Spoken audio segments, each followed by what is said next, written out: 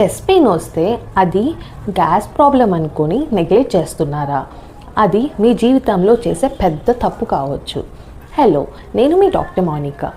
Heart అటాక్కి మరియు gas ప్రాబ్లంకి ఉన్న మెయిన్ డిఫరెన్స్ని ఇప్పుడు ఈ 60 సెకండ్స్లో క్లియర్ చేస్తాను. గ్యాస్ పెయిన్ వచ్చినప్పుడు అది చాలా వరకు ఒక షార్ప్ పెయిన్ లాగా ఉంటుంది. ఎప్పుడైతే మీరు పొజిషన్ మారుస్తారో అప్పుడు తగ్గుతుంది, లేదా దగ్గినా తుమ్మినా పెయిన్ అనేది ఎక్కువ అవుతుంది. ఈ పెయిన్తో పాటు మీకు పుల్లని తేపులు రావడం అలాంటిది ఉండొచ్చు. హార్ట్ అటాక్ అయితే పెయిన్ ఇలా ఉండదు. ఇది చెస్ట్ మధ్యలో ఒక హెవీ ప్రెషర్లా ఎవరో గుండెని నలిపేస్తున్నట్టు అనిపిస్తుంది.